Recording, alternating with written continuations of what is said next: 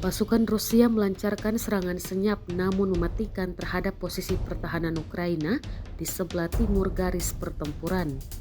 Dalam sebuah operasi yang digambarkan bak hantu, para pejuang Rusia menyusup dan melancarkan serangan menggunakan drone disusul rentetan tembakan senjata ringan. Di tengah pertempuran yang tengah berkecamuk, sebuah kendaraan lapis baja yang dijuluki Baba Yaga, lengkap dengan ranjau dan peralatan tempurnya, tiba di garis depan dan menjadi ancaman serius bagi posisi pertahanan Ukraina. Kontak senjata tak terelakkan terjadi yang kemudian bak tabrakan di tengah medan pertempuran. Rekaman peristiwa tersebut diunggah di Telegram Sabtu 14 Juni 2025, memberikan gambaran mengenai eskalasi pertempuran yang tengah terjadi di Ukraina.